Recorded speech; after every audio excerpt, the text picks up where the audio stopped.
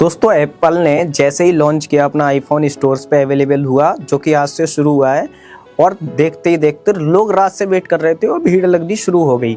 यहाँ तक कि मुंबई वाले स्टोर पे तो लोगों में मारपीट भी शुरू हो गई और इसके वीडियो लाइव टीवी पे भी चले, सभी ने देखे। लेकिन कंसर्न ये है कि एप्पल ऐसी क्या मार्केटिंग स्ट्रेटेजी अपनाता है जिससे उसके बारे में लोग इतनी चर्चा करते हैं। पूरा मीडिया यहाँ से लेके यूएस तक, है ना, सारे लोग उसके बारे में बात करते हैं।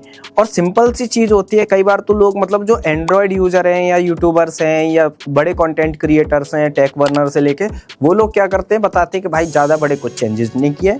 लेकिन उसके बावजूद भी एप्पल स्टोर पे जिस तरीके की भीड़ लगती है और जिस तरीके की इंगेजमेंट होती है वो हम सब ने देखी। और भारत में बहुत सारे लोग ये भी क्लेम करते हैं कि भाई ज़्यादातर एप्पल यूजर्स ईएमआई पे एप्पल फ़ोन लेते हैं, बट ऐसा क्या है? तो सबसे पहले बात करते हैं कि एप्पल की डिज़ाइन क्वालिटी की।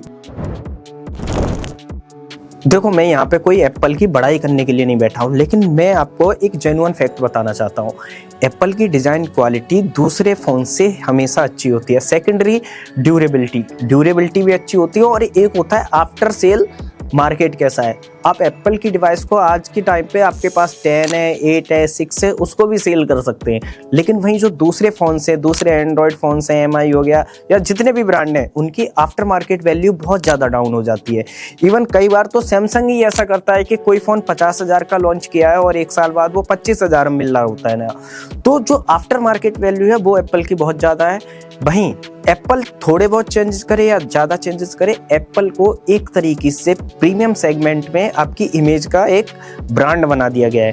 जब एप्पल लेके आप कहीं बैठते हैं, एप्पल सिस्टम को लेके, लैपटॉप को लेके बैठते हैं या फिर एप्पल मोबाइल लेके बैठते हैं, तो वो कहीं ना कहीं आपका ये भी रिप्रेजेंट करता है कि भाई आपकी डिग्निटी कैसी है, आप किस लेवल के बंदे हो, या किस तरीके से आप बिहेव करते हो, किस तरीके से चीज़ों को रिकॉग्नाइज करते हो। कई बार जब एप्पल प्रो वगैरह लोग लेके जाते हैं तो उससे ये रिप्रेजेंट होता है कि हाँ, आप प्रो लेवल के यूज़र हो। कई लोग पैसा वगैरह दिखाने से भी इसको कनेक्ट करते हैं, बट मेरा मानना ये है कि जब आपके पास बेस्ट डिवाइस होती है तो कहीं ना कहीं उसका फ़र्क पड़ता है। अब ये तो हो गई वो आम बातें जो लोग करते हैं। मैं पर्सनल यूज़र हूँ तो मैं आपको एक पर्सनल एक्सपीरियंस बताता हूँ।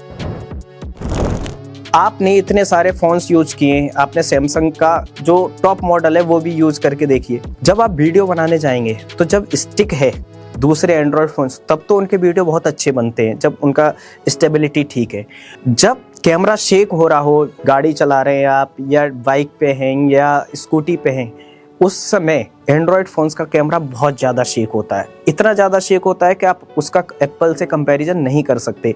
तो इसीलिए जब आप शूट करने की कंडीशन में आते हैं तो एप्पल का कोई मुकाबला नहीं है। हाँ, सैमसंग आपको चांद दिखा देगा, चांद की फ़ोटो आप गूगल से भी डाउनलोड कर सकते हैं, लेकिन इस मामले में एप्पल का कोई भी कंपैरिजन नहीं आता है। और ये एक माउथ पब्लिसिटी यूज़र इंटरफेस को कनेक्ट करता है। बाकी एप्पल की कनेक्टिविटी के बारे में लोग कहते हैं कि नहीं, आपने एप्पल ले लिया तो फिर आपको एयरपोर्ट्स भी लेने पड़ेंगे, सिस्टम भी लेना पड़ेगा, डेटा शेयर नहीं होता है या ऐसी चीज़ें नहीं होती हैं। मैं जेन्युइनली बताऊँ, मुझे आज तक कुछ भी ऐसा फील नहीं हुआ है।